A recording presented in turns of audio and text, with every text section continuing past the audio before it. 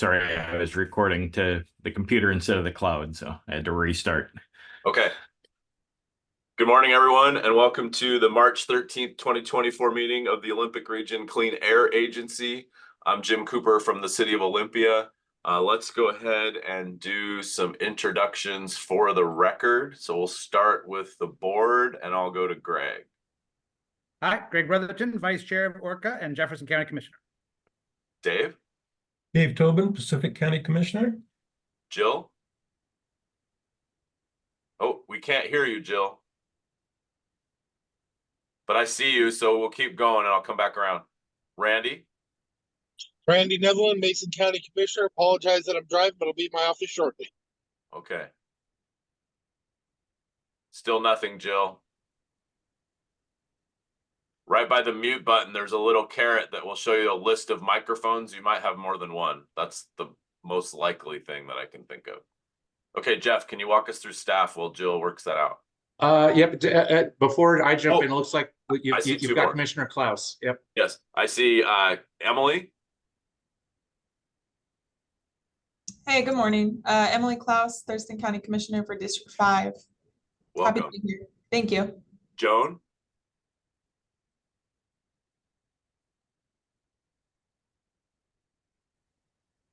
Okay, we'll come back around and see if Joan's having tech issues. Jill, any luck? Can you hear me now? Yes, thank you. I don't know why this thing changed. That's weird. Anyway, Jill Warney, Grace Harbor County Commissioner. Welcome. Okay, Jeff, let's do staff and we'll come back around and see what board I missed.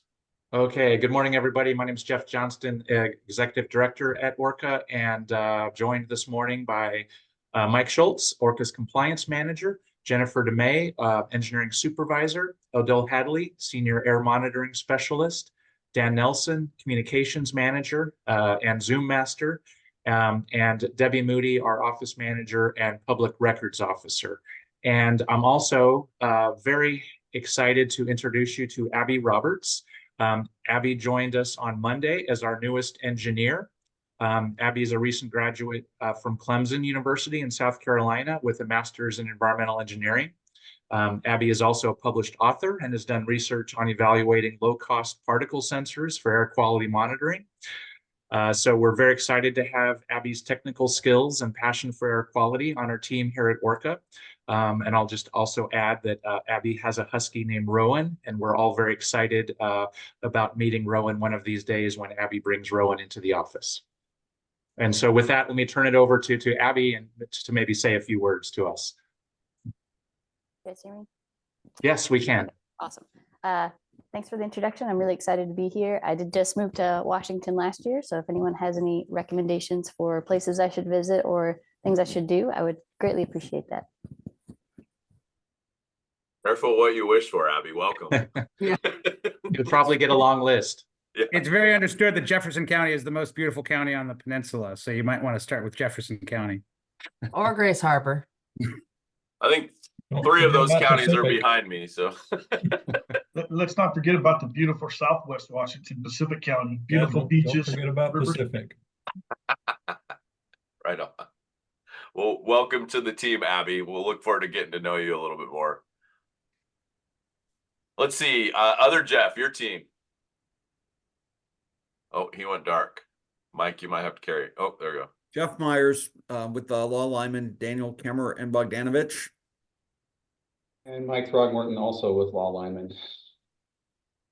And Matthew Sonaby also with law lineman. And Jakob Kosters is going to be joining us shortly. Wow. Is there an executive session on our agenda? I was going to say, are we in trouble with this many lawyers in the room? No, it just means our team will be up to speed on everything. And given the way our contract's written, it doesn't cost ORCAA anything extra. So That's what we like to hear, Jeff. Thank you. Okay, let's see. Back to Joan. Hi, thank you. Joan Cathy, I'm council member at the City of Tumwater. Okay, did I miss anyone? All right, I'm looking for an approval of the agenda. I'll move to approve the agenda. Nope. I'll second. Okay, so I got Dave with the motion and Jill with the second. If I caught that right in the overlap. Okay, Correct. good. Any amendments? All in favor, say aye. Aye. Aye. Aye. Opposed? Motion carries unanimously. Thank you. That takes us to the chair report.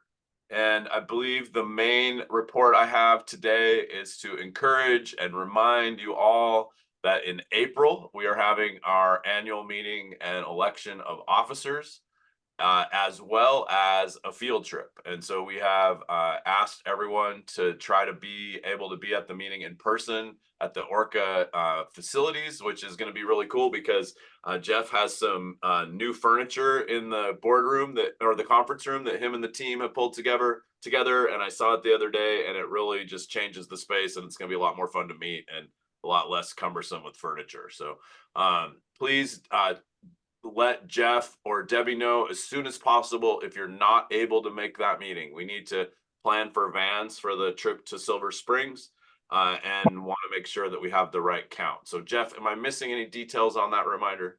Nope, I don't think so. Just that we'll have the meeting here in the conference room in person. So as Jim said, just really encourage folks to attend. Again, we don't get together in person very often, but we talked about last year about but a couple times a year, we would like to get together in person. So the plan is we're going to try to keep the agenda on the relatively short side. So then give us time to have some lunch here at the ORCAA office. And then, as Jim said, likely we'll have some intercity transit community vans to take whoever wants to ride in a van down to Silver Springs, which is down in Rainier, South Thurston County. And I put a link in the chat. And then we'll have a tour starting about 1 p.m. And the tour takes about an hour or so. And then there'll be a little bit of time after that just for conversation, asking questions. In terms of what to wear, just wear sturdy shoes for that tour where we don't need any other personal protective equipment. We won't need hard hats or glasses or anything else. And they will have safety vests for us. But so just bring shoes that you can kind of walk around industrial facility with. And also on that link that I put in the chat, there's scroll down the page a little bit, there's a video tour of the facility. So if you have a chance to take a look at that tour, it's in advance, it's like 10 minutes or so, gives you a sense for the kind of things that we'll see when we actually tour the facility on April 10th. And it's a great close by example of a partner organization that also we regulate, but we've really had a great partnership with them as they've been, you'll learn all about this on site, but as they've had to deal with growth of the facility and residential, folks right up near the facility, and they've done a really good job putting controls in place, at least from a board perspective, I think, and it'll be great to just see it in person. Yeah. Customer service at its finest is what I should say. Okay, great. Well, then let's go on to just thinking I'm not missing any. There's no finance report, right, Greg? It's next month. Okay, perfect. Okay, so public comment. Do we have any public signed in? It doesn't look like it. Dan, anything we should know? No public in the Zoom meeting, and I'm guessing none in the conference room. Okay. Any correspondence we should know about? Not that I'm aware of. No. Okay, great. Thank you. That takes us to our consent agenda. Is there a motion to approve the consent agenda? So moved. I'll second. Okay. A motion by Greg and a second by Dave. Is there any questions, comments, or polls?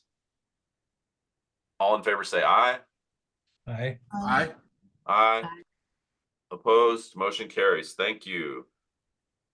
Okay, so that takes us to new business item 1, which is to establish a board bylaw committee. Jeff, can you tell us a little bit about this agenda item? Sure. So folks might be aware that there is, hopefully you've taken a look at the bylaws, agency bylaws. It might have been a while, but this is, of course, the document that describes how you all work together as a board. And one of the things in the bylaws is it states in section 4C that every 3 years, the chair will select 3 board members to serve as a bylaw committee. And the last time this was updated was July of 2021. So I put it on the agenda for this month just to give us time to make any updates that we need. I don't think there's significant updates. I think there's a few just kind of housekeeping things that would be helpful to do. For instance, I know we talked about a number of months ago moving toward what we call action minutes in terms of how we document the minutes for these meetings. That would probably be worth capturing. There's just a couple other maybe cleanup related things. I've also asked Jeff Myers just to take a look at this, see if there's anything that needs updating in terms of the RCW or WAC citations, or if there's anything related to recent cases that we might need to capture in here. But again, I think it's going to be a relatively simple review and update. Great. Thank you, Jeff. And I agree with that. I think we have done a pretty good job keeping up with them over the years. They're not woefully out of date, though there's always opportunities for some updating and hopefully just more user-friendly language as those kinds of documents improve. Plain talking rather than the hardline legalese, if you will. Sorry, Jeff.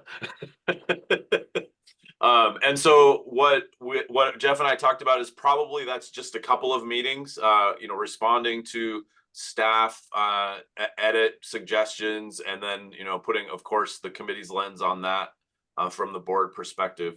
And so I have chatted with 3 folks who have accepted this duty if you all are willing to have them. Of course, this is my appointment by bylaws, but I don't like to do things without the board in step. So first, I should have said at the top of the meeting that Mike French from Clallam County sent his regrets. He had a meeting conflict.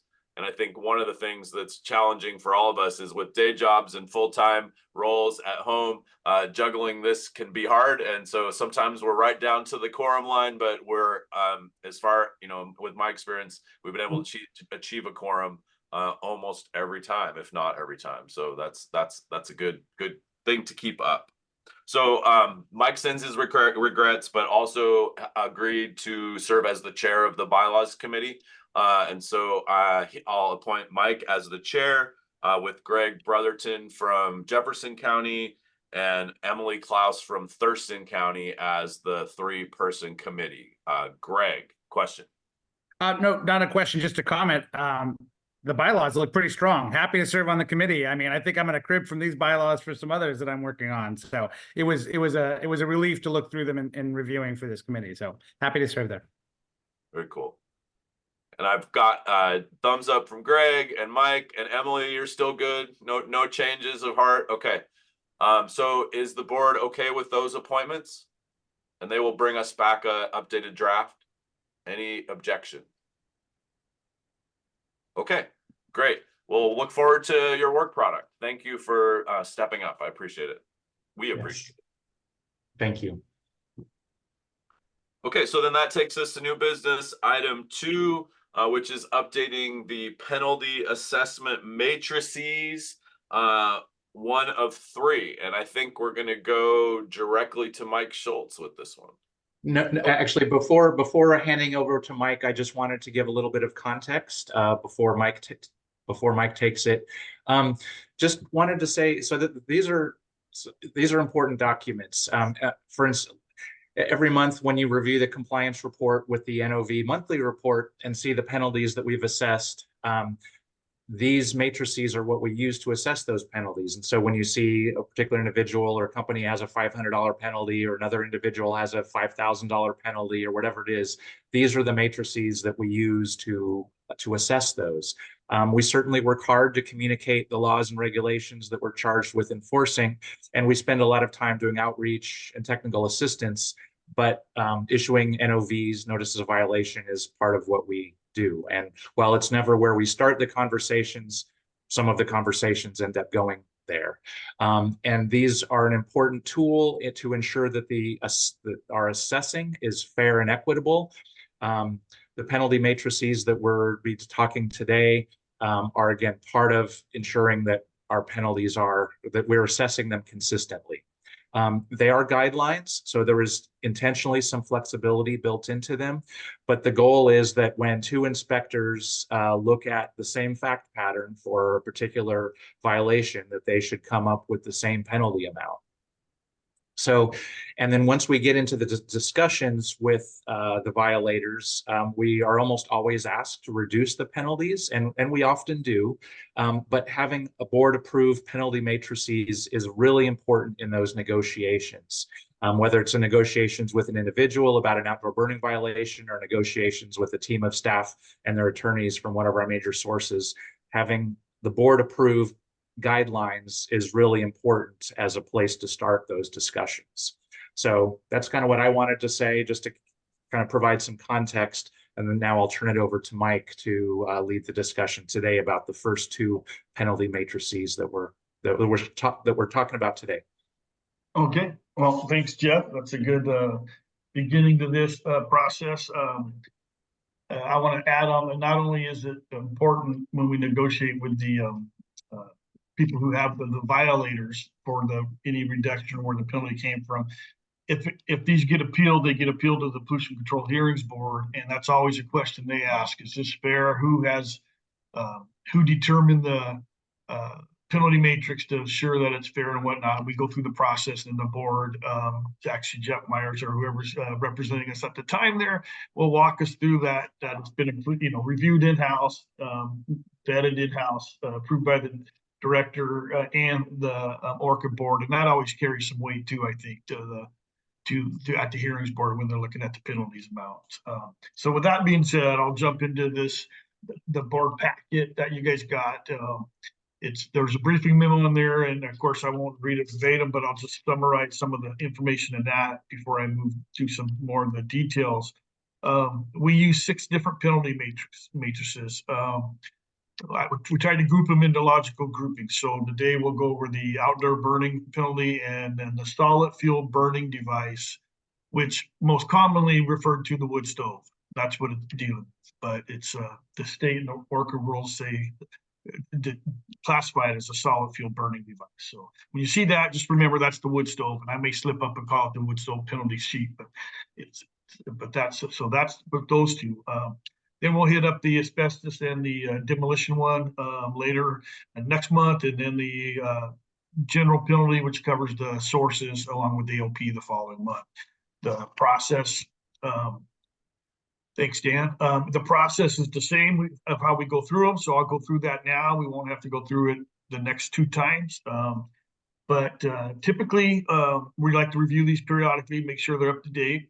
One of the processes we use a process to do that, and what we do is we'll gather 5 or 6 older penalties that we've already assessed. We'll put them out in front of the inspectors, and without the points written into them, and we'll ask the inspectors to answer the question with the violation packet and see what the dollar amounts come out to, what the points come out to, and see if they're equitable, and also if the inspectors have a different answer to one of the questions, then we know there might be some vagueness in that question or some interpretation, and we want to eliminate most of that if we can, so then we can tweak the question so that with all the same information, the same facts, all the inspectors answer the same way.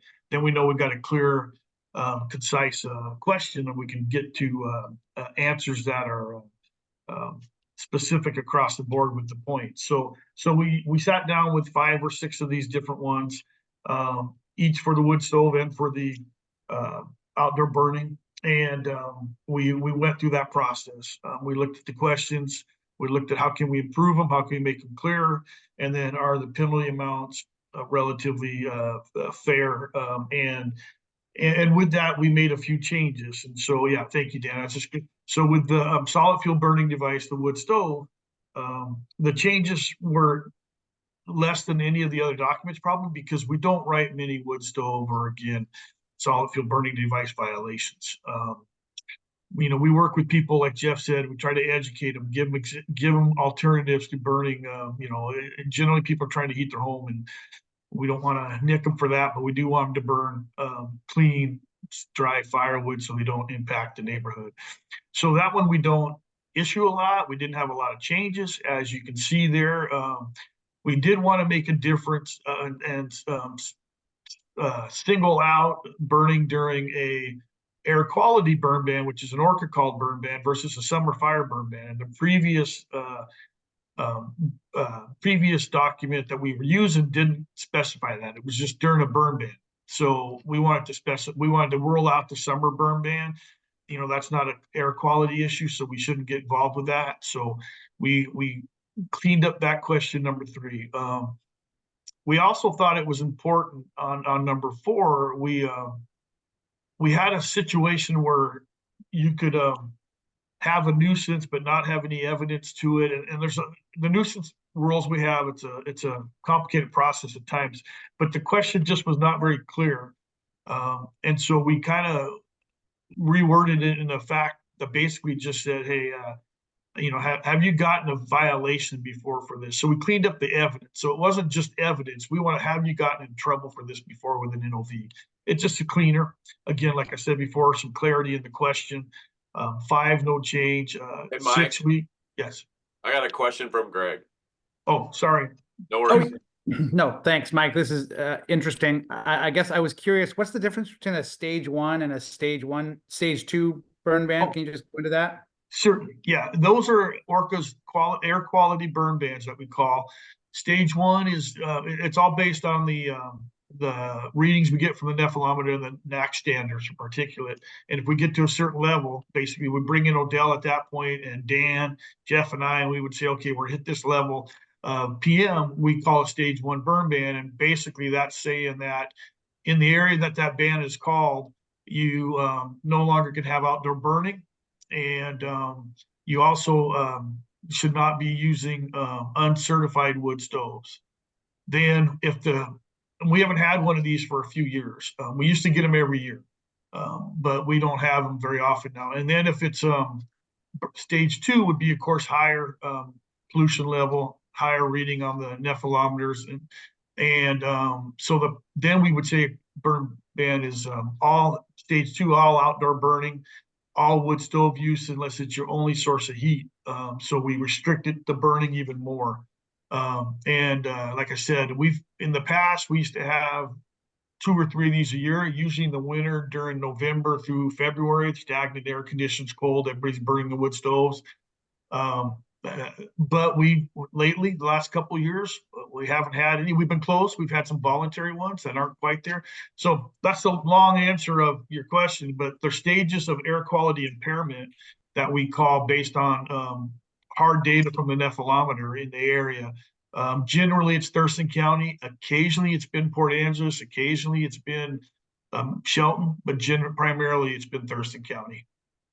Thanks, Mike. So just to make sure I'm understanding clearly, so on that number 3, it was always about the air quality burn bans because you always talk stage 1 or stage 2, even in the older copy, but this just clarifies it for the public. Is that right? Yeah, the old copy talked about, you know, stage 1 and stage 2, and the new one just makes it a little bit cleaner because the question was there a burn ban in place? Well, summer, everybody calls that a burn ban too.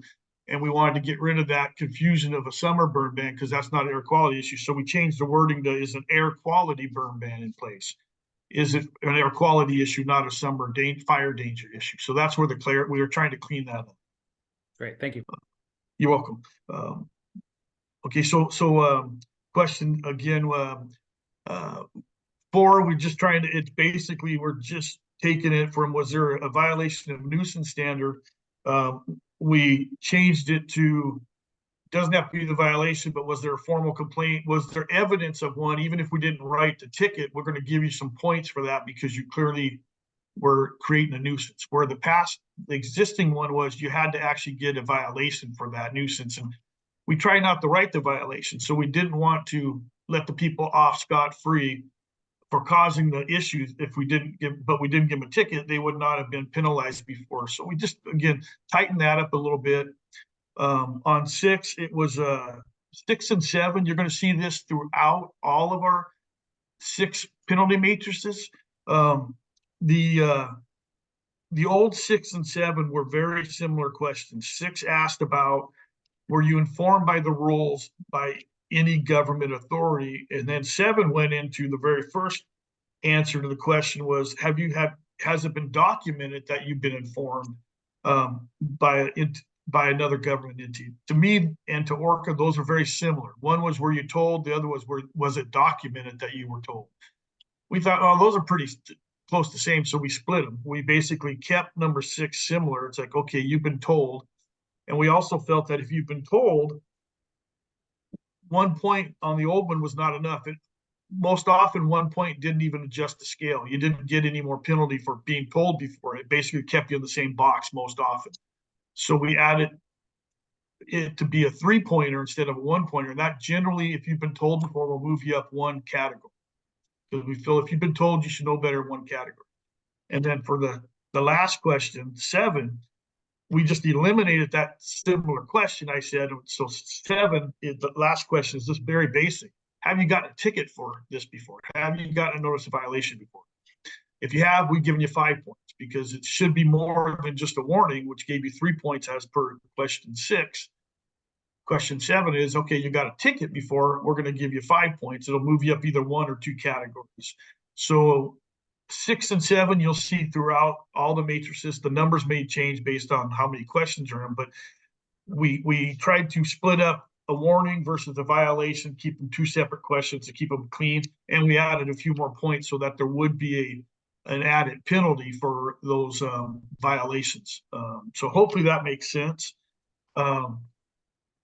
We also feel like if it's a wood stove issue, solid fuel burning device, we don't need to go up to the maximum of 14,915, as it says in the packet we got you. 5,000 is as high as you're going to get. You know, I've never in my 19 years, I think maybe 1,000 has been the most we've ever done. You know, people are trying to heat their homes generally. You know, we're trying to help them. Usually we'll mitigate these penalties away with giving them, you know, we're really trying to throw in Dan's good program of wood stove exchange. And if they've got a problem with the wood stove, you know, in lieu of the penalty, maybe they can do a swap out and get a cleaner burning, you know, heat system. There's lots of things we can do. So you'll see this will be the only one that'll be capped at 5,000. All the rest will be up at the ORCAA maximum of 14,915, but we're not looking to penalize somebody that kind of money for a wood stove issue. So, and that was no change. That one has been that for a while. So that's a quick rundown of the solid fuel burning device, more commonly known to as the wood stove. Dan, if you could pull up and anytime you guys, if you guys see a hand or something warn me, I'll just keep rolling along. I won't recognize it, but Dan, we can go ahead. Let's get through the solid fuel burning device point, empty matrix. Let's just go to the outdoor burning one, because that one's going to have more changes in it. So yeah, keep going. Okay, so the proposed changes for the outdoor burning. There's more involved there. These are probably the number one number of violations we issue. Probably asbestos would be next. So these ones get used a lot. And there's definitely, you know, tweaking will be an ongoing process to make it fair and to clean it up. We want all the questions to be answered equally. One is no change. It basically is the same kind of burn ban question we asked before, but we do care if it's a summer burn ban. They do get some points because there's still a summer restriction there and they shouldn't be burning outside. For number 2, we tried to clean up our question, as it says in the proposed changes. We asked the same question, but it was further down in the penalty sheet, so it's kind of out of order, we thought. So we basically moved it up to you know, the second question we're going to ask: hey, did you burn in a restricted area?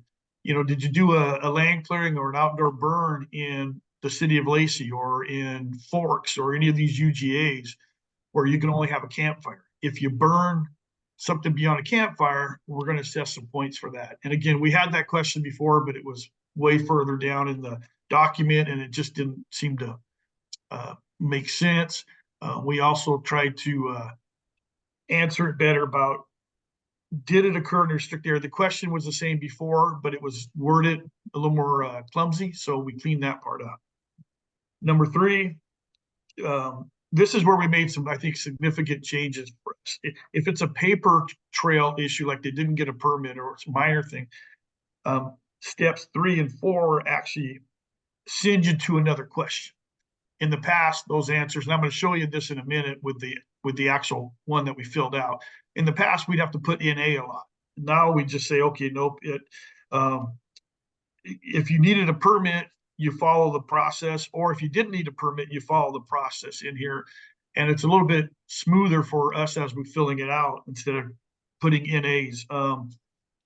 To summarize that maybe a little bit better is, we're going to ask the questions that are pertinent to the violation. Where in the past, we were asking questions about, did you get a permit and follow it, when actually you couldn't get a permit or you didn't need a permit. So now we can skip those questions. And so we didn't change points on those 3 and 4. It was just basically directing the penalty matrix person who's filling out the matrix to a more accurate question that fits the penalty. Number 5 is where we start adding some more questions. And this basically, as it says in the briefing memo, it basically says if you got a permit and you didn't follow the permit conditions, then we're going to give you 5 points, because we've educated you. You've even taken the proper stance of getting the permit. Why didn't you read it? And that happens quite often. They get the permit because they know they're supposed to, but they don't read it. They don't look at it. They burn garbage, or they burn outside of hours, or there's like 10 or 12 conditions on there. So in the past, it wasn't quite that simple. So we just made it real simple. Hey, did you follow the conditions or not? 6, we changed some numbers. There's a matrix in 6 within the matrix there that talks about, basically, we give penalties based on the size of the violation pile, burn pile, and the material that's in it. If you have brush, we're not going to give you much of an issue with it unless you're having a huge brush fire. That's not permitted. If you put some lumber and cardboard in it, that's not painted, glued, where you're going to get a little bit more than brush because that's illegal, but that's not as bad as burning diapers and couches and painted wood, and that's going to be the bottom. So that's the same as it was before, but we changed some points around in there, as it said, basically that if you're going to burn just brush only, and you need a permit, a land clearing, for example, and you didn't get that permit, yeah, that's an administrative issue. You'll get some a couple points for administrative failures up above, but we're not going to ding you for anything else. The past matrix we had in the existing one, you would have had to pay extra points for doing a clean fire if you didn't get paper, and we didn't feel it was right to be dinged extra points for doing everything right but not getting the permit. So now if you don't get a land clearing permit or a county residential permit, you won't get dinged for any pile size because it's all correct. You're only going to get dinged for not getting the permit.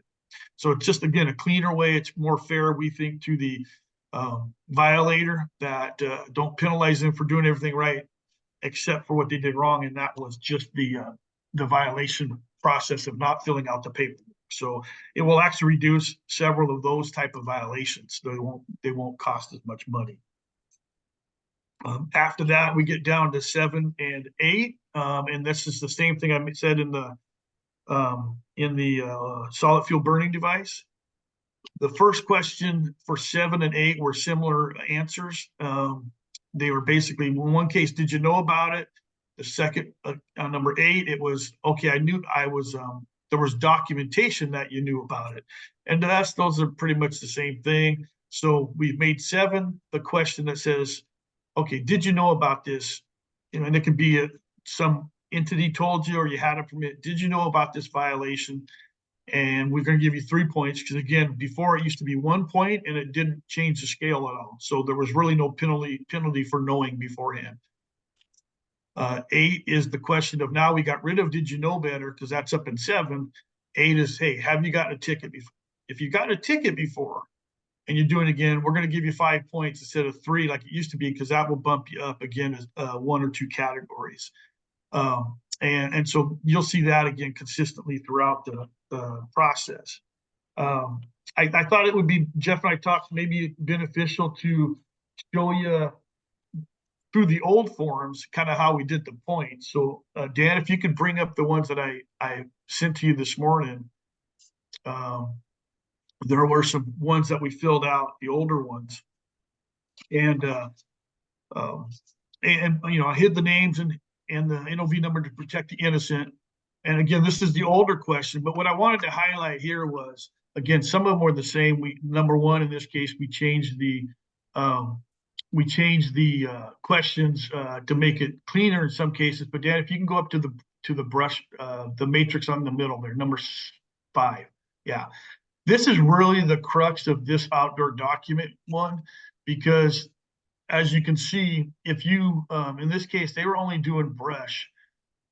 Basically, this was a land clearing burn. They didn't get the land clearing burn permit. That was where they failed. And they got dinged 5 points along with some points above. And we feel, well, if you did everything right, you're allowed to burn let's say a 10-foot pile of clean seasoned firewood in the brush. Why should we ding you points for that? So Dan, if you can go up a little further or down in the document, you'll see where in this case, they got 14 points for the, and it was $1,000. And part of that was that 5 points for not doing the, for burning clean brush. Now in this case, they also were notified before, so they got an extra point for that. But that just seemed to be unfair to ding them for doing everything right as far as the burning. So it would have dropped them down to it would have dropped them down to 9. And then in some cases, based on you know, the fact that they knew better, that's why they were up at the 500 level too. If they didn't know better and they did the same document now, it would be 250, because we're not going to ding them those extra 5 points. And that's what I wanted to show on this document is, yeah, those would no longer be, because it's cleaned up. The next one I'm going to show you, there's Hey, Mike, before you do that, you got one from Greg again. Sorry, Greg. Sorry, squeaky wheel here. Can you go back up a little bit, Dan? I was just looking at this matrix. I see the top one is brush or clean seasoned firewood. But then where's greenwood? I mean, you can burn greenwood at some point. Well, we would consider that the brush or clean firewood. Yeah, seasoned. Actually, you know, it could be, maybe we could change the wording, clean or brush and clean, clean brush. I mean, we're just saying the brush. You're allowed to burn brush. You're allowed to burn clean seasoned firewood. So we would, when you're saying your clean greens, that would be the brush is what we would call it. So you need a comma after brush then. Brush, yeah. And then, yes, but what about, you know, I cut down a tree, so it's green, it's not seasoned. Where does that fall in its matrix? Well, we consider all we could change that to vegetation. We consider all brush to be, yeah, tree limbs, trees, anything, you know, briar bushes, all that would be brush. So even though a tree, we don't call it brush, we put it, but that's what it would have fallen in. I hear what you're saying. We can definitely clean that word up. Yeah, maybe brush or clean wood, right? I mean, you're talking about brush or clean vegetation, brush or uncontaminated vegetation or something like that. Or we could just take it to natural vegetation, and that would cover all of that. But yeah, we'll wordsmith that a little bit and get some better things, because yeah, you're cutting down your tree would just be, we'd say brush, and really, yeah, that's not what people know that as. So good point, very good point, good catch.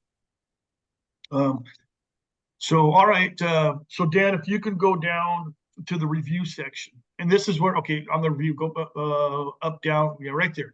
I just wanted to go over the review section also as part of the process. You'll see we can also add an economic benefit that did not change. And I wanted to point out the process of writing the NOVs. Once we an inspector, in this case Bryson Downs, discovered a violation and determined it was worthy of a violation, he brings the facts back. He talks it over with the supervisor. At that time, it was me. And so these things are getting reviewed pretty closely by several people. And I wanted to bring that out. You've got the first letter of notification goes out, says you have a violation of this rule. That goes out, and we have to wait 30 days. And this is by state law, by RCW, before we can actually do this penalty matrix. So the violators are informed 30 days beforehand. They can take that 30 days to argue with us and say, no, it wasn't me, it was my neighbor. You know, hey, and we'll say, okay, we messed the wrong person. It's something like that. But they have 30 days before we can, by law, issue this. They usually call right away and say, what's the penalty? And we say, well, we can't figure it out for 30 days. That's the state rules. That's what we're stuck with. So then in 30 days, in this case, the inspector will get this. They'll write the violation notice, the penalty of the violation notice. They'll go through this form, put their recommended ones. The inspector supervisor will review it at that time.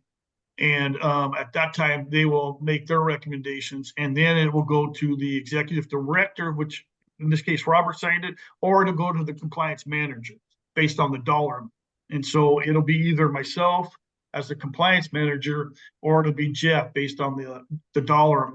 Jeff signs the higher ones, and the lower ones I'll review and sign off. So I wanted to point this out. It gets 3 reviews before it goes out, and then it gets the most critical review of all, and that's Debbie Moody.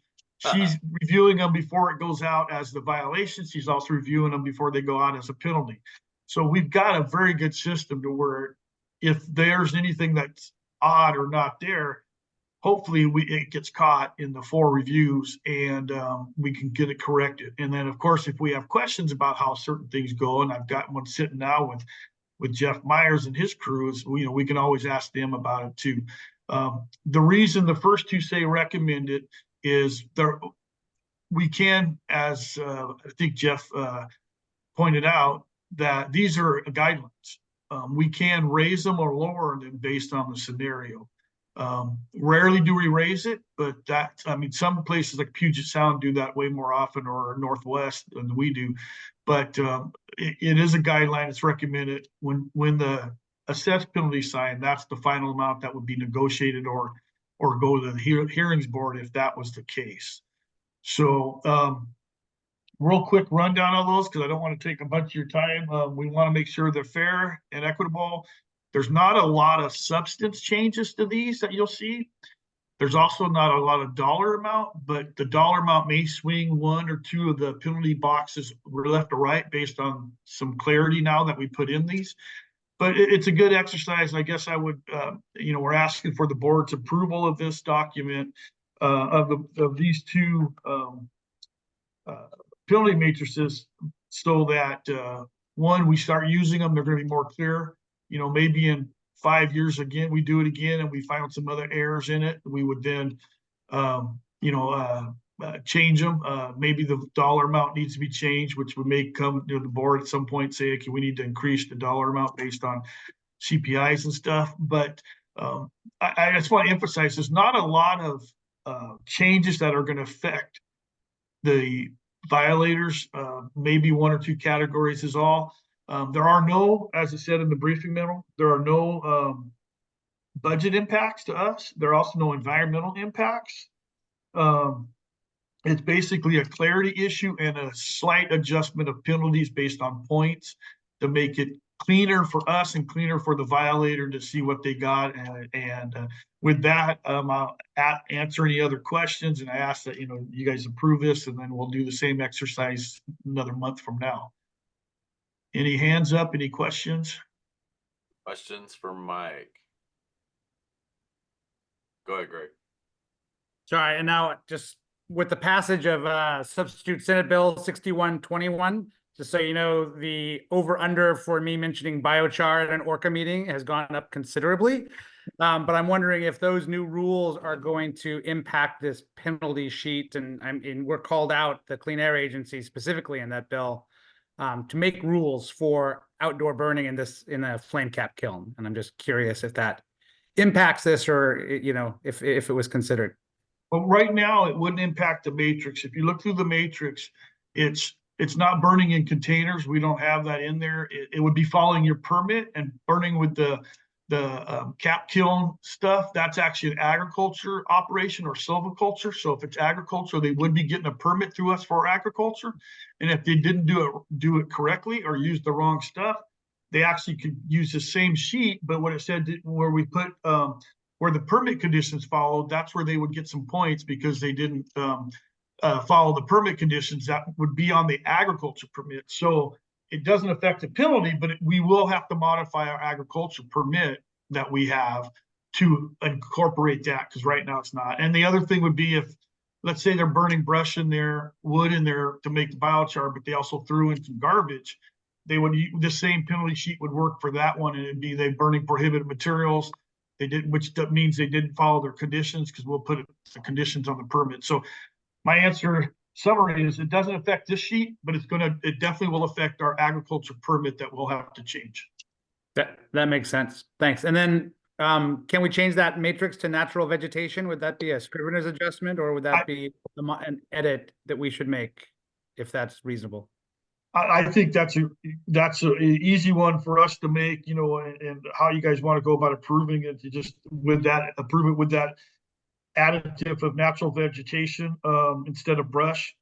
We could easily do that, and yeah, that covers the whole category of natural vegetation. Jeff.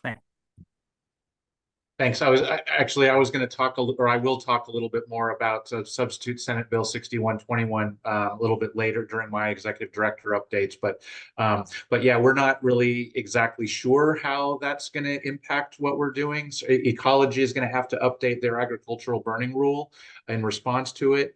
And so, yeah, we're not sure. I mean, we're going to see more of these flame cap kilns, I'm sure. And we're just going to kind of have to see what are how does DNR, because it talks about how DNR is supposed to permit them. Yeah, a lot of unknowns with that new legislation that's currently sitting on the governor's desk for signature. And again, I'll talk a little bit more about that a little bit later. Okay. I'm curious if that is the same as what would be used to make hydrogen, but I'll ask that later no. Okay. Good. That's all I need. Okay. Is there any other questions for Mike? So I have one question, and then while I'm asking it, if anyone has a Word version of this, it'd be great if we could just pull it up and make the edit and do it as an amended document on the screen. So my question, Mike, is just around implementation and training of your team. So can you just describe a little bit how you'll roll this out into the field? Sure. When, as a team, we've discussed this with all the inspectors as we went through it to work it through. If it gets approved by you, we'll sit down and we will go through it again with real life scenarios of some ones we've done and say, this is how we expect to do this. On top of that, we don't have it now. We haven't had it before, but I'm going to implement a guideline for this form that will just be very simple, but I think it'll go a long way for interpretation and how is each one of these questions. I will put in there the intent of why we asked the question and the what you're looking for in evidence when you're out in the field, so that these questions can be very definitively defined when they're in the field, so they can actually use one of these sheets. If they're out there and they see a violation, they could use one of these sheets and say, well, it checks 1, 2, 3, and 4. It doesn't check 5, 6, and 7. I'll go back and talk to Mike about it, but it'll be very clear on all these. It's basically going to be the guidelines of how to like a procedural note. Okay. Yes, but as a guideline, so that there's some discretion. We get out in the field, like Jeff said earlier. We want to educate. We want to convince people to do the right thing. Sometimes, they only want to do that if they've been hammered a little bit. So we get that bad reputation as, writing tickets. But when you're burning garbage, most people know by now that's not okay. And, so, we have the discretion if we, to use out there. But generally, that's going to get you a fine if you're burning diapers and, box springs and things like that. So. That's great. Mike's crib notes. I appreciate Yeah, that. yeah. That'll be good way to roll it out. Any other questions before we move into consideration? Okay, so I see on the screen the suggested amendment for this is the solid fuel burning worksheet, right? No, the solid fuel burning worksheet. Oh, we the did not outdoor change. burning worksheet. Yeah, Sorry, this I is just the have outdoor it. burning. Is this what you were hoping for, Greg? And that accomplishes, does anybody have any opposition to that change or concerns? And Dan, if you just did that quick, or Debbie, whoever did it, thank you very much. That was quick. Okay. Any other amendments or questions? Okay, so then I would like to ask for a motion to approve the updates to the penalty assessment sheets for solid fuel burning device and outdoor burning violations as amended in this discussion. So moved. Is there a second? I'll second. Okay, so a motion by Greg, second by Jill. Is there any further discussion? All in favor say aye. Aye. Aye. Opposed? Motion carries. Mike and team, thanks a lot for that. I know it's a lot of work and this is just the beginning. So we'll try to stay as engaged in the second and third round as we were in the first round. Well, I appreciate the questions and the comments, and I know it's kind of confusing sometimes when you're not in the field doing it, but I do think that you know, we continue to hone these in, and I appreciate you guys' support. Right. Yep. I'd just like to echo that. As I mentioned, these are important tools, and so really appreciate your attention to them and the suggestion, Greg. So thank you. One of the things I like about ORCAA the most is that continuous improvement has been baked in for largely since the beginning. Like it's really cool that we stay on top of things like we do, and so often in other organizations, the things that we're doing regularly are an afterthought. So I just want to lift up that accolade. That's from people long before most of us, actually. So. Okay, great. So I think we're staying with Mike and going to a compliance update. Yes, and compliance update. Now that I'm the manager, I'll go over the inspector part of it and then the engineering part of it. You've got packets for both of those. You've got a packet for the, I'll start with inspector. It's the same packet as always. It's got the some kind of a cheat sheet at the end of it. There's not a lot that I want to, spend time on because I've talked to you guys enough today, probably in your opinions, but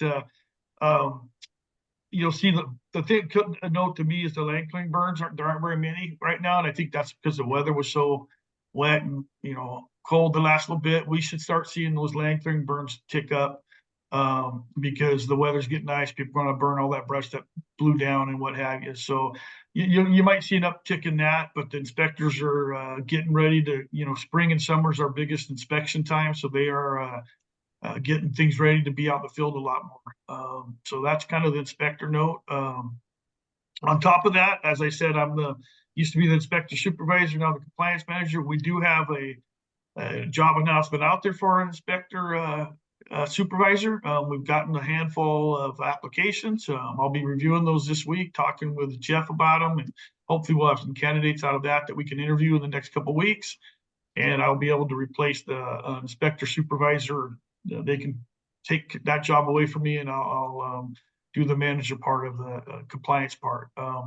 So that's kind of up there. That we have got some applications. I think we've gotten 8 or 9 of them. Some will meet the qualifications, some won't.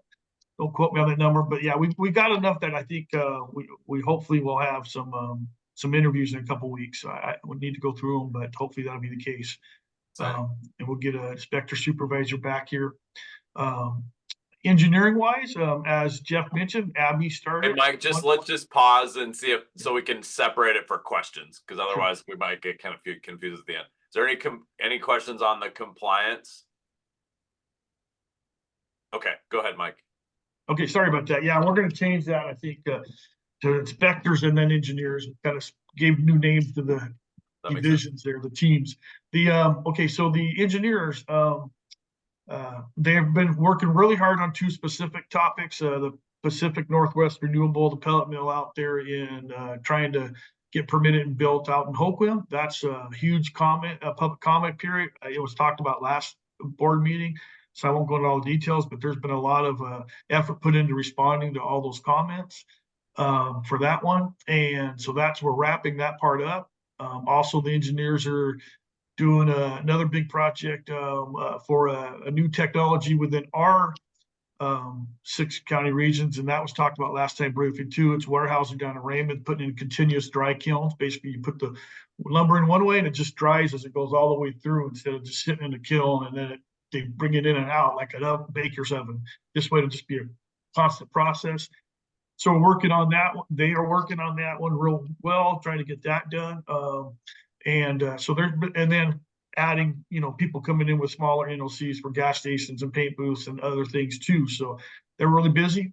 So it's good that we got Abby on. We'll bring her up to speed as quick as we can, and that will help out tremendously so that these big projects don't push the other things aside. So that's a brief engineer thing. I asked Jennifer, the engineer supervisor, to be hanging on. As she's here, she can get more details if you have any details of those projects.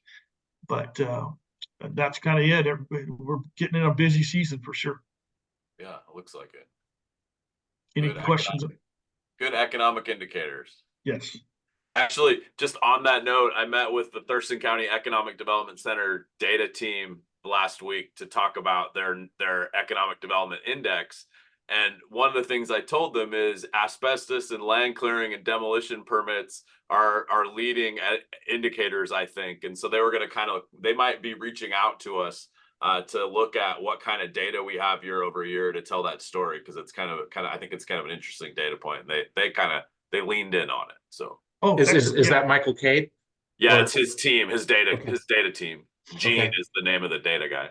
Okay, great. Yeah, I think that is very telling. And just being here so long, 19 years, you can see the ups and downs. It's it mirrors the economy, definitely. Right. Well, and I think we see crashes before everyone else sometimes. Yes. Okay. Any other questions for Mike? Thank you, sir. We appreciate you. Thank you. You've done a great job so far. We'll stump Jennifer next month in person. Okay. Okay, let's go to Odell, air monitoring. Hi. Hello. You caught me by surprise. Too short. I will admit to multitasking. That sounds good. But here I am. 1 second.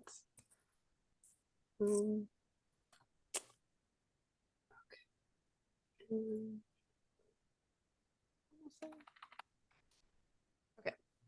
I will share my screen and be ready to go. Okay, can you see that report? Yes. Okay, perfect. All right, so air monitoring report for February 2024. It was a great month. We got almost 100% data collection. You'll see our extra day of data for the leap year, all except for Port Townsend. My apologies, Greg. We had some power outages that caused the instrument to fail and then not come back up. So Rob had to go up there and replace that. And that happened a couple of times. So we ended up losing over a week of data up there.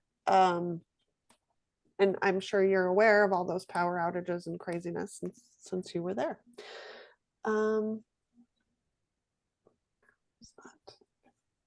So yeah, nothing too interesting to report here. It was sort of a slow month, so I thought this would be a good time to highlight some of our ethylometer data. The ethylometer is the analyzer I installed back in November, and this is the data that can help us determine where some of our PM 2.5 is coming from. So I've shown here a time series plot for February. The blue line is the PM 2.5, which I typically report on, and that's what you guys are used to seeing. And then you'll see the black carbon and the black line below that.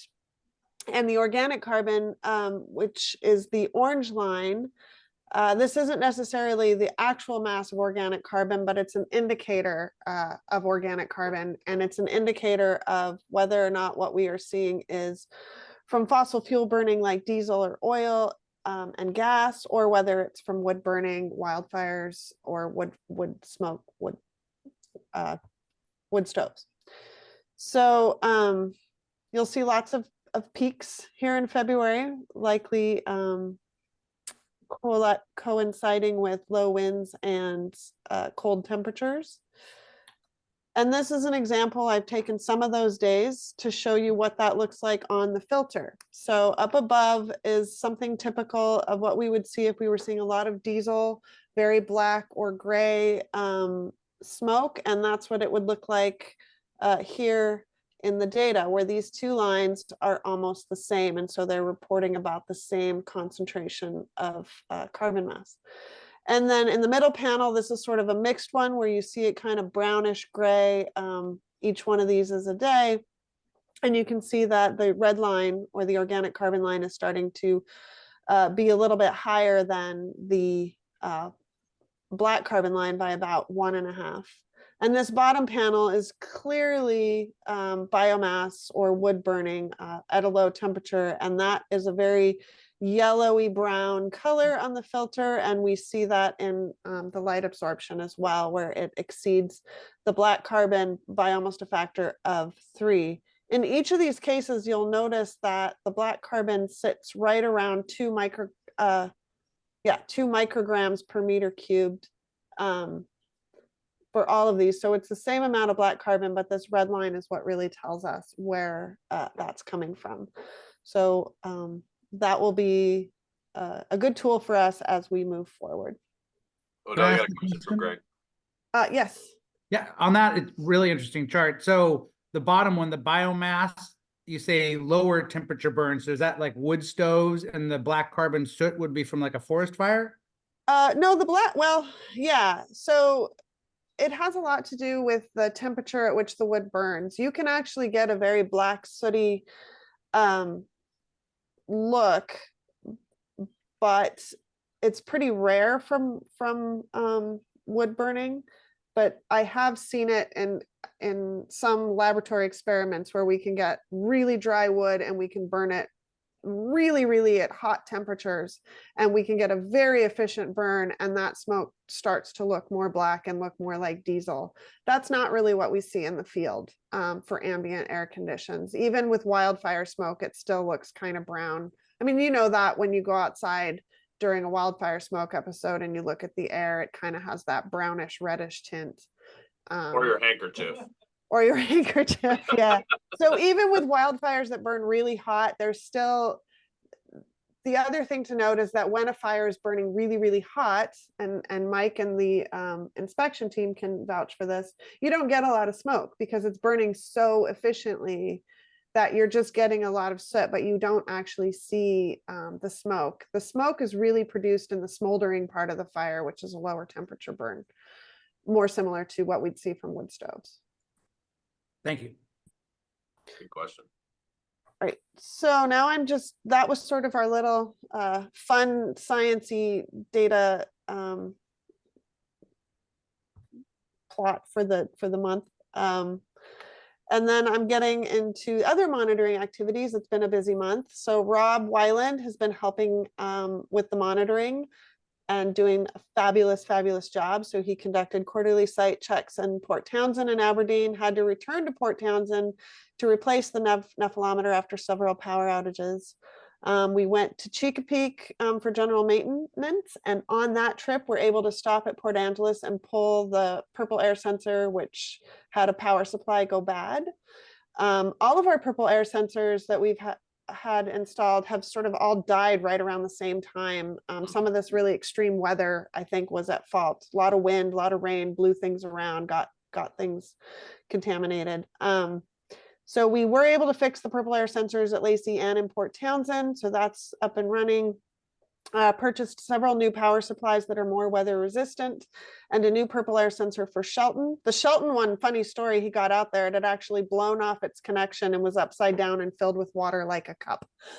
So that one's dead.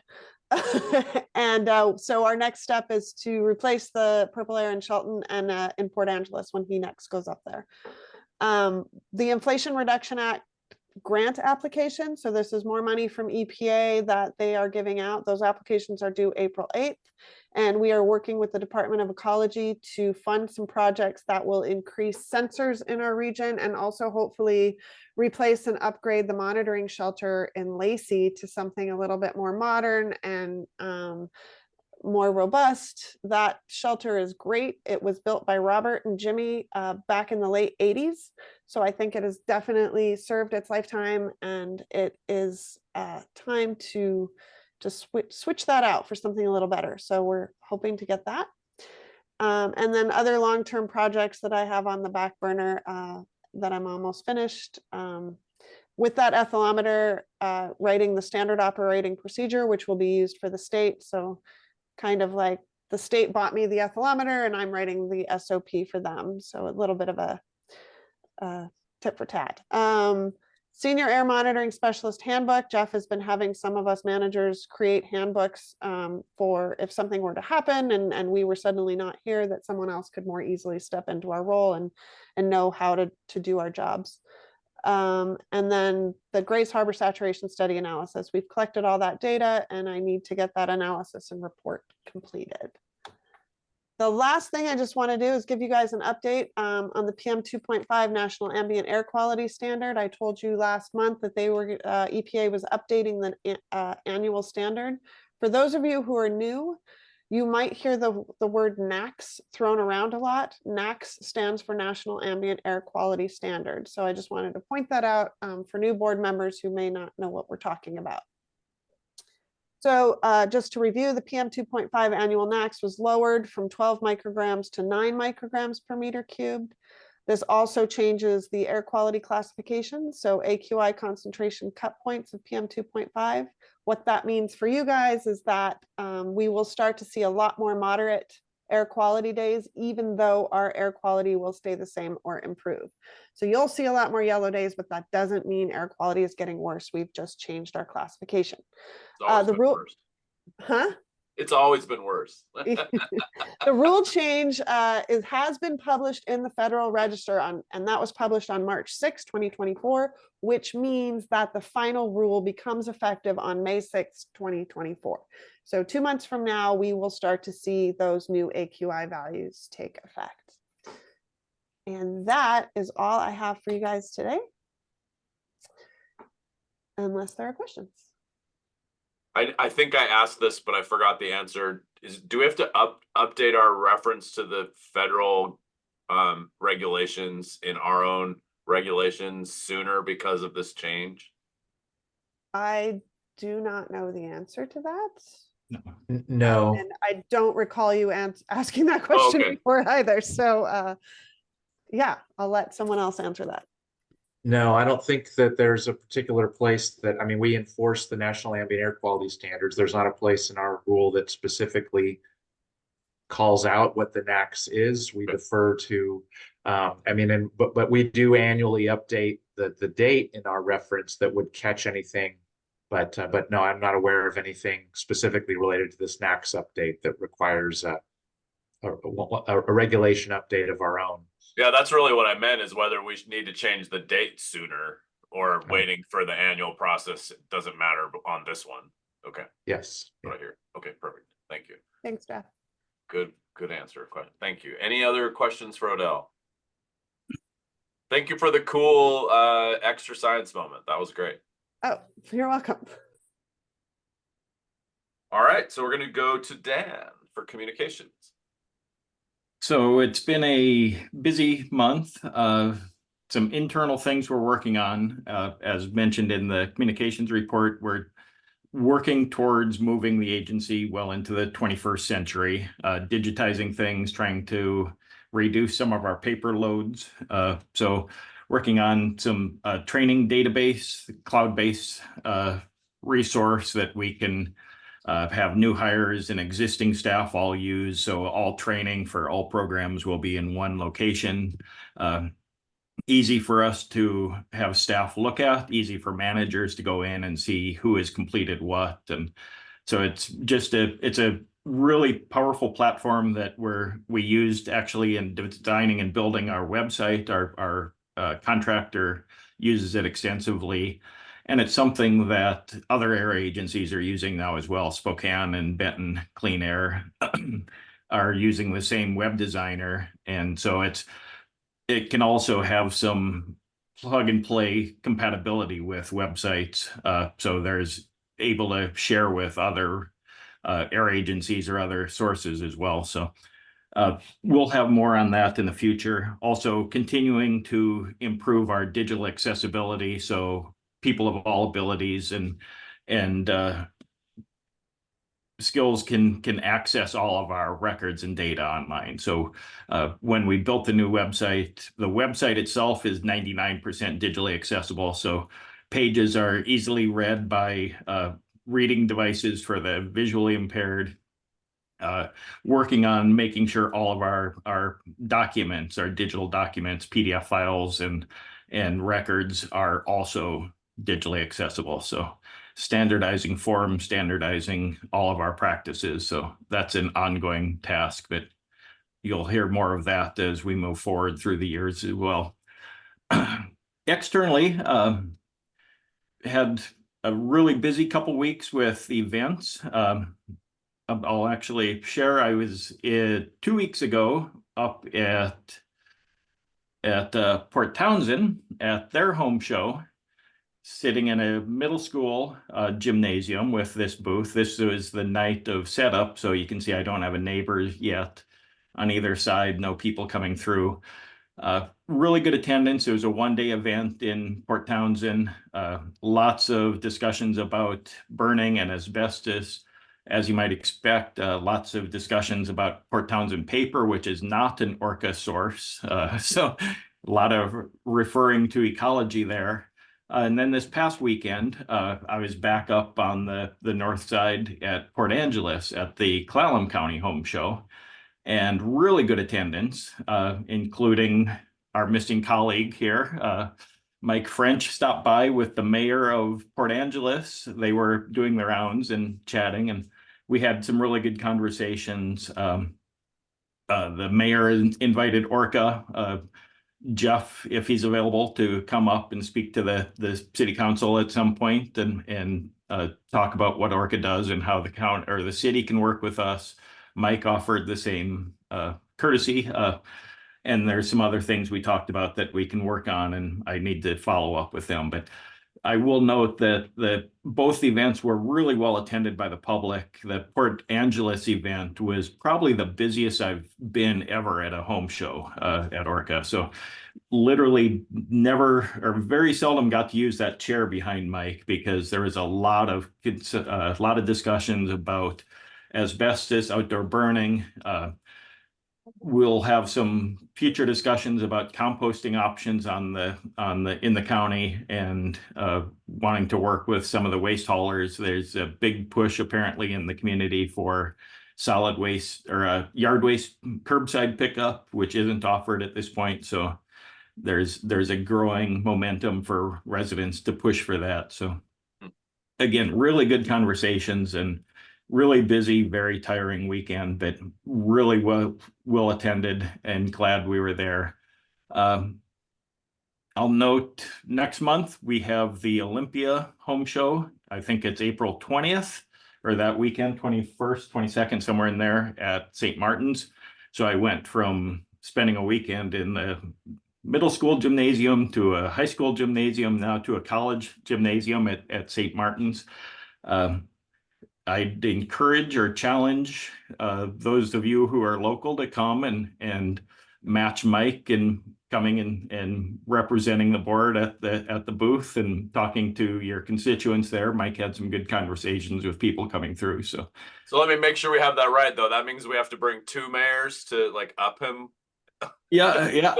Might as well bring all 3. And then our wood stove program, that got a lot of conversations as well. I will note, this is the first year we had the program, the replacement program in Jefferson and Clallam County. And Jefferson County is really slamming it.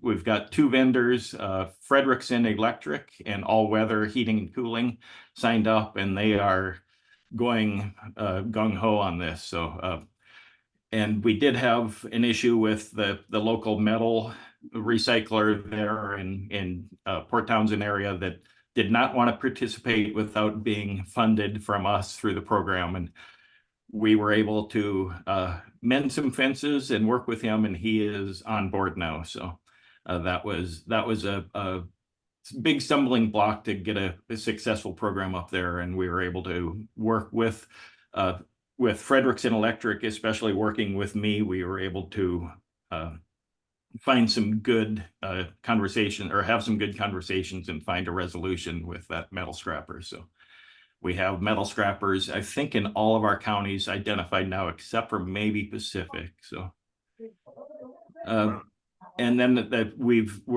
it's been amazingly busy for the winter months. I've got 75 approved jobs and I think over 60 now completed. So, and we didn't launch the program until October of last year.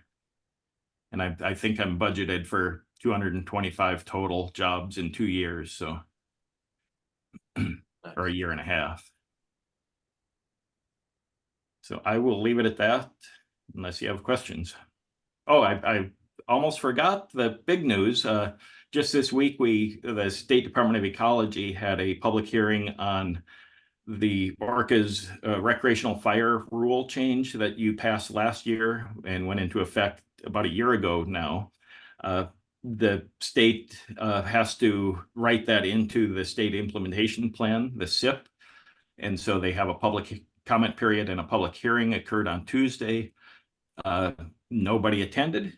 We have the county, or the state has seen one comment on the proposed change, but it was more about the burning impacts and not about the procedure of the policy of making the change, which is what the SIP review or revision is. So it's an administrative change at this point. The rule has already changed in our rules. So, but the comment period closes, I think, on the 17th and should be completed by early May, I believe.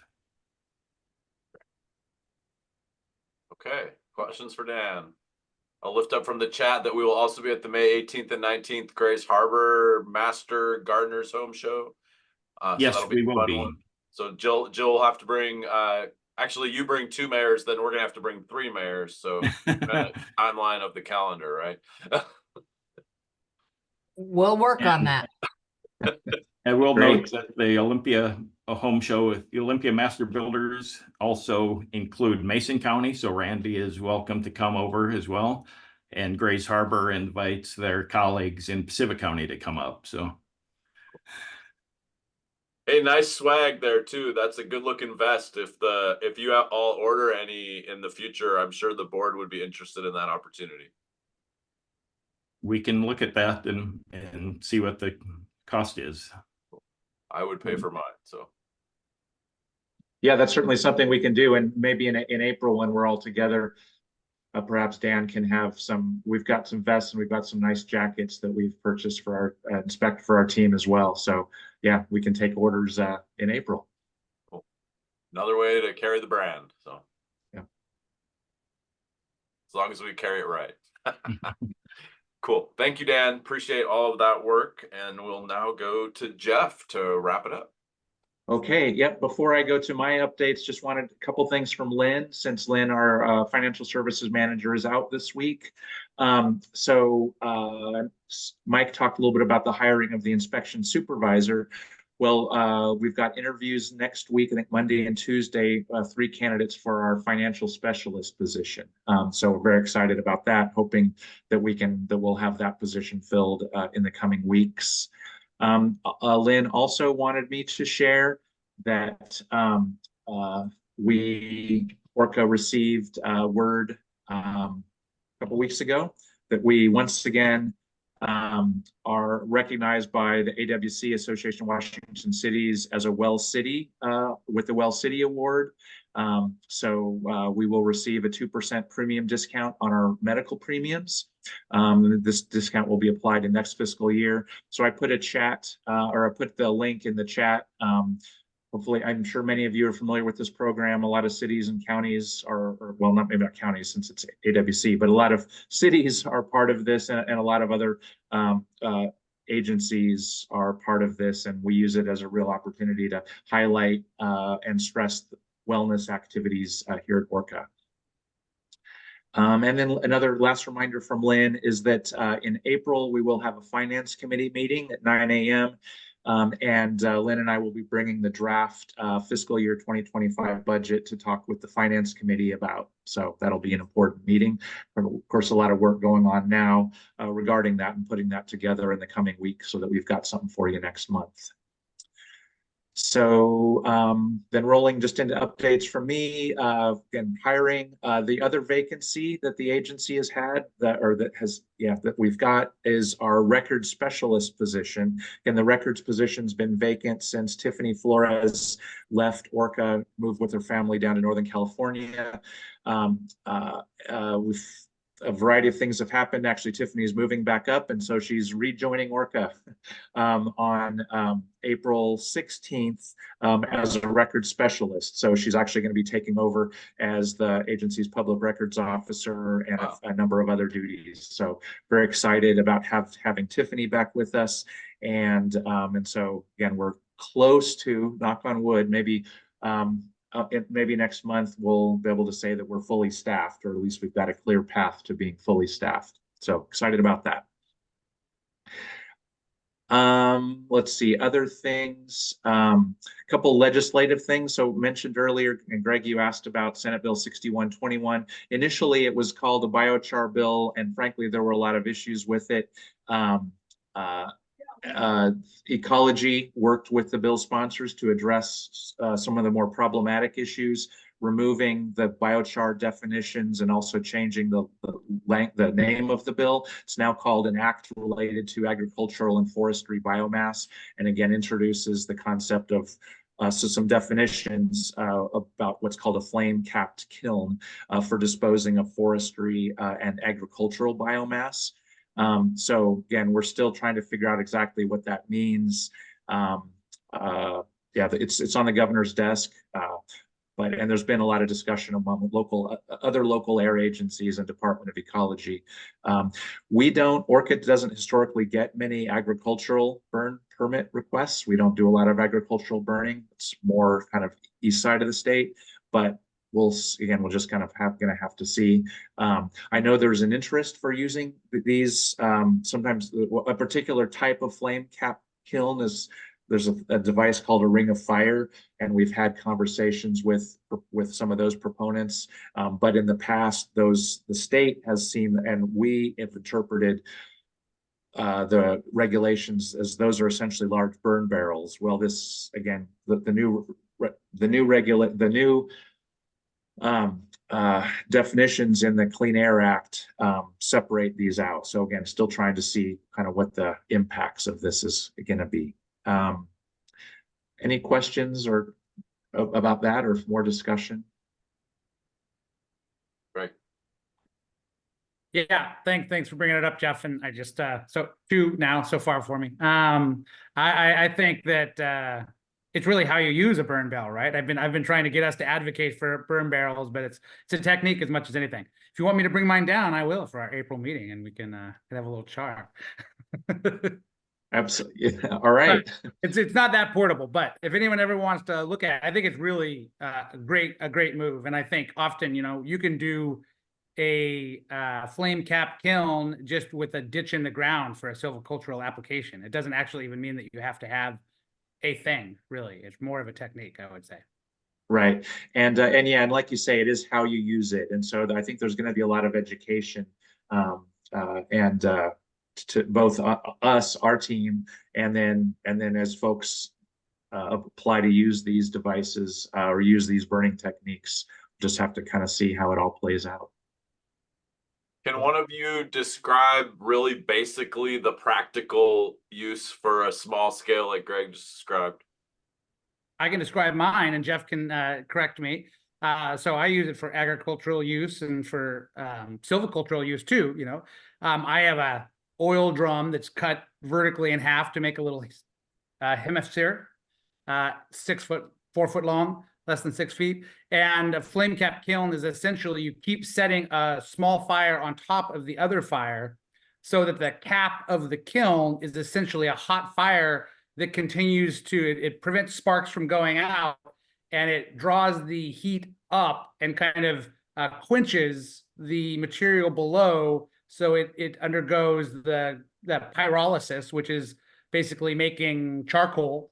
So you'll store somewhere between 25 to 50% of your carbon in that material, which then is very, it's got lots of little crannies, so it adsorbs. So I use it in our barn with the bedding for animals. It will absorb all the nutrients, keeping the smell down. And then when we top dress our gardens, it will slowly release those nutrients into the garden.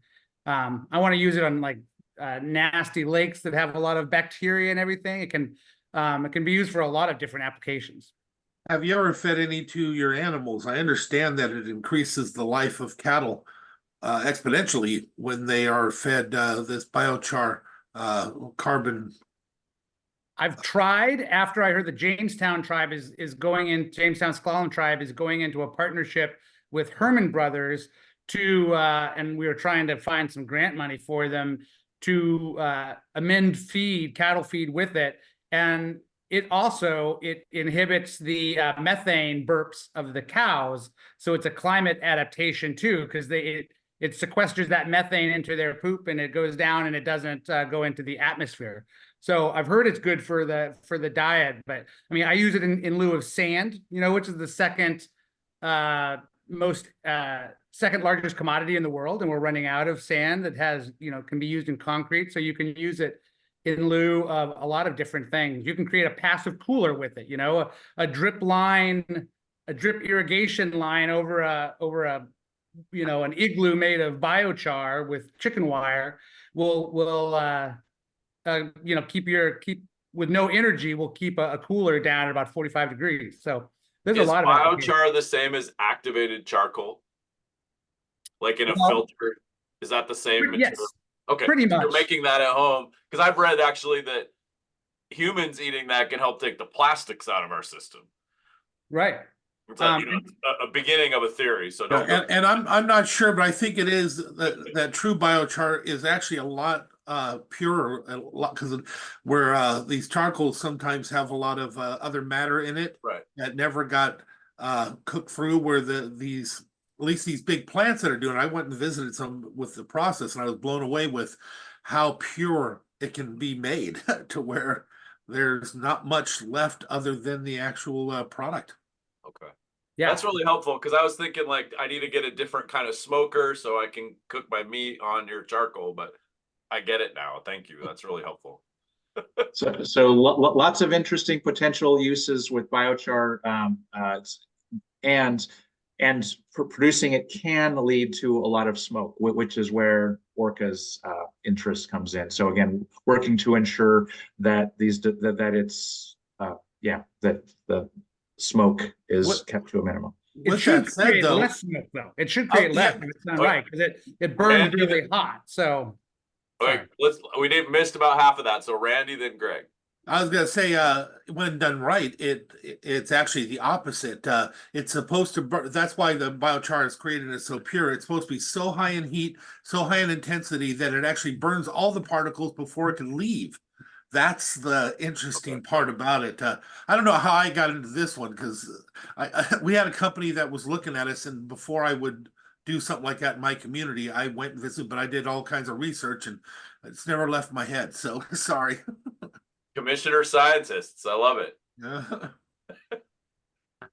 Okay, well, the only other sort of legislative related thing I wanted to mention relates to the federal fiscal year 2024 budget, which has probably been all following, passed by Congress this past weekend and signed by President Biden last weekend to avoid another partial government shutdown. Part of the budget that was passed and signed does include some budget cuts for EPA, that including what they call the Section 103 and 105 grants. So nationwide, those are decreasing from 249 million last fiscal year to 235.9 million, so a reduction of about 5%. And again, these Section 103 and 105 have been frankly flat and inadequate for many years.